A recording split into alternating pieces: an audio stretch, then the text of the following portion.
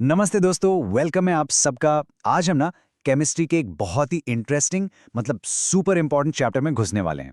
नाम है chemical kinetics.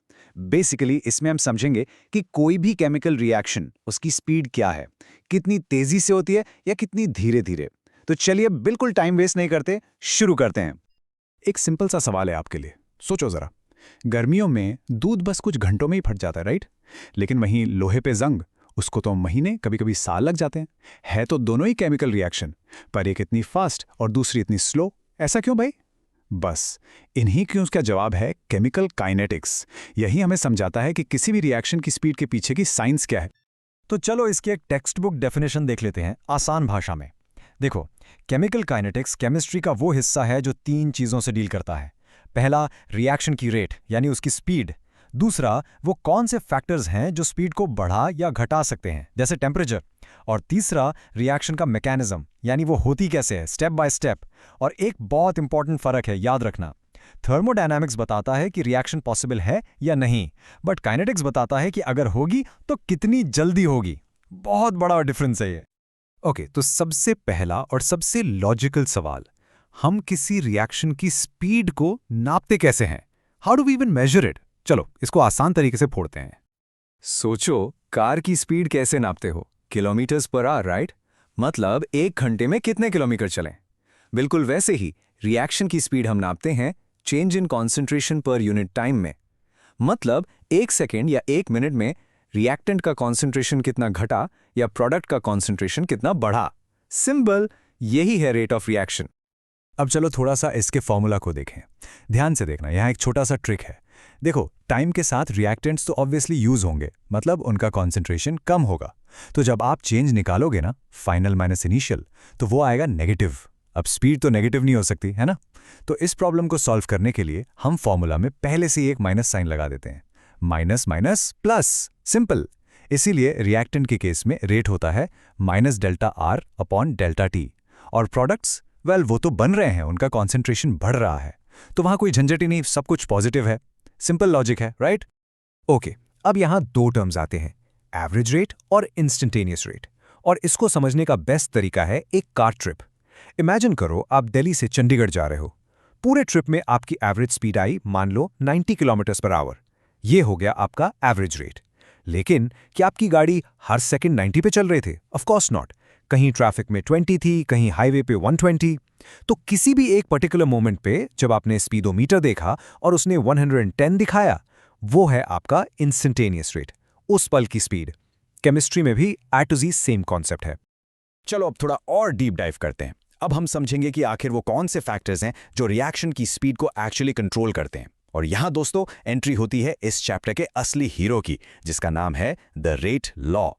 तो ये रेट लॉ है क्या चीज? सिंपल है, ये एक मैथमेटिकल फॉर्मूला है जो रिएक्शन की रेट और रिएक्टेंट्स की कॉन्सेंट्रेशन के बीच का रिश्ता बताता है। देखो स्क्रीन पे, rate equals k into concentration of A की power x into concentration of B की पावर वाई। यहां पे जो के है वो है हमारा रेट कांस्टेंट, और ए और बी तो आप जानते ही हैं रिएक्टेंट्स की कॉन्सेंट्रेशन है। अब सब लोग कान खोल के सुनो। यहां पे आती है सबसे, आई रिपीट, सबसे इंपॉर्टेंट बात, जहां 99% स्टूडेंट्स गलती करते हैं। ये जो पावर्स है ना, एक्स और वाई, इनको आप रिएक्शन को देखकर उसके कोएफिशिएंट्स ए और बी से कॉपी नहीं कर सकते, बिल्कुल नहीं, नेवर।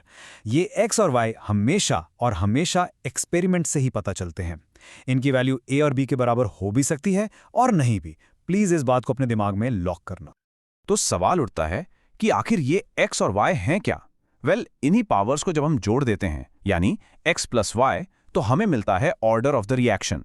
ये हमें रिएक्शन का ओवरऑल ऑर्डर बताता है। और अब सुनो एक माइंड ब्लोइंग बात।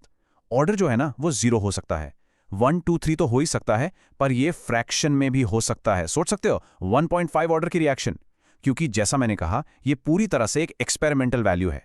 ओके, अब एक ऐसे टॉपिक पे आते हैं जहां कंफ्यूजन की पूरी गारंटी होती है। ऑर्डर और मॉलिक्यूलैरिटी में क्या फर्क है? देखो, इस टेबल को ध्यान से देखो। सबसे बड़ा फर्क, ऑर्डर एक्सपेरिमेंटल है, मॉलिक्यूलैरिटी थ्योरेटिकल। हमने अभी देखा ऑर्डर 0 या फ्रैक्शन हो सकता है, लेकिन मॉलिक्यूलैरिटी, भाई आधा मॉलिक्यूल या 0 मॉलिक्यूल कैसे टकराएगा? पॉसिबल ही नहीं है। इसलिए मॉलिक्यूलैरिटी हमेशा एक पॉजिटिव होल नंबर होती है, 1, 2 या 3। ये टेबल आपकी नीट जेई के लिए गोल्ड है। इसका स्क्रीनशॉट ले लो या नोट्स में लिख लो। चलो अब एक सुपर मस्ट एग्जाम हैक की बात करते हैं।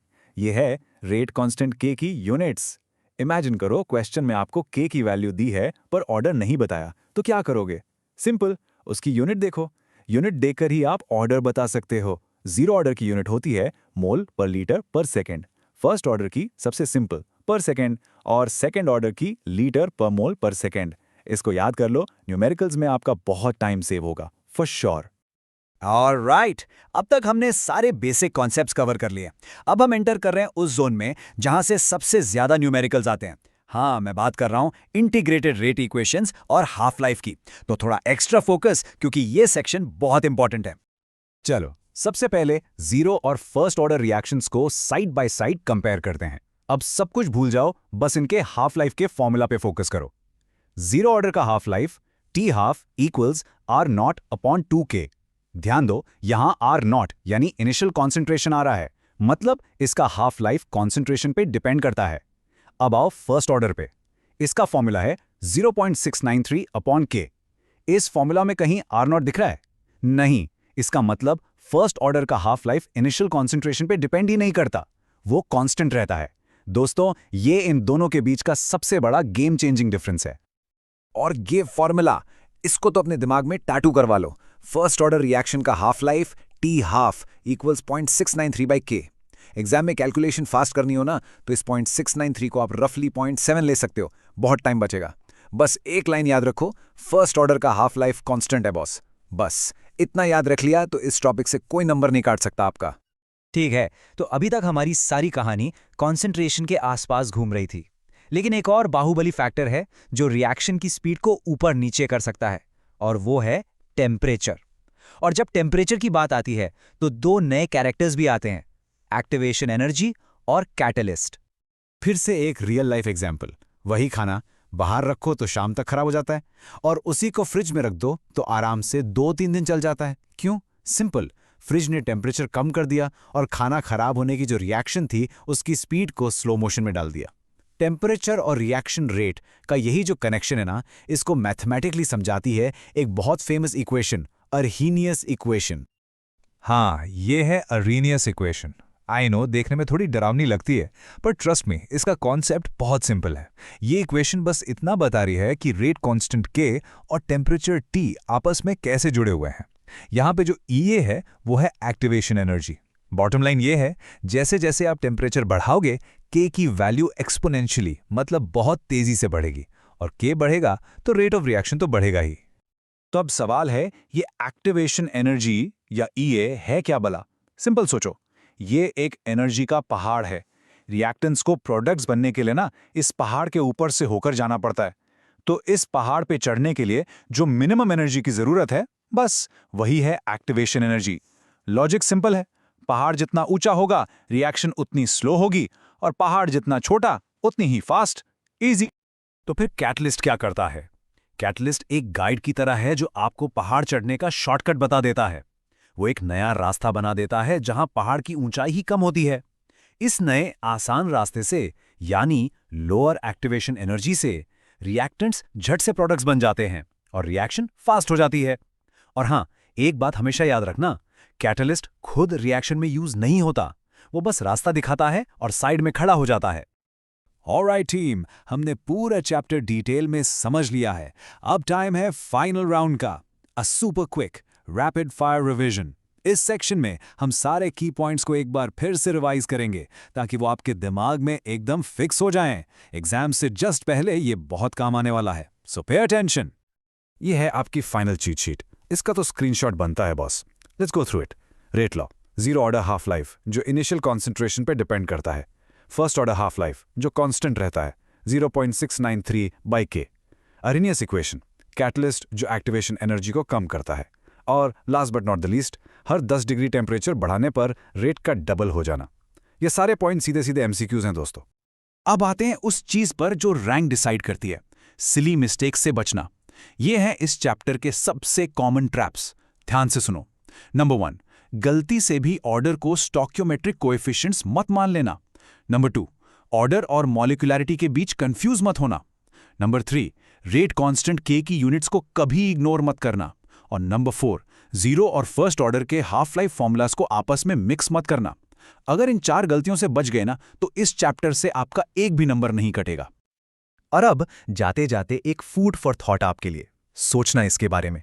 हमने देखा कि कैटलिस्ट फॉरवर्ड रिएक्शन के एनर्जी पहाड़ को छोटा कर देता है, तो सोचो रिवर्स रिएक्शन के एनर्जी पहाड़ का वो क्या करेगा? इसका जवाब सोचना, आपके बहुत से कॉन्सेप्ट्स क्लियर हो जाएंगे। आई होप आपको ये पूरा चैप्टर अब क्रिस्टल क्लियर हो गया होगा। अगर हाँ, तो इस वीडियो को एक बड़ा सा लाइक जरूर देना, अपने सारे दोस्तों के साथ शेयर करो, और हाँ, आगे ऐसी ऑसम एक्सप्लेनर्स के लिए चैनल को सब्सक्राइब करना बिल्कुल मत भूलना। मिलते हैं अगले सेशन में, तब तक कीप लर्निंग।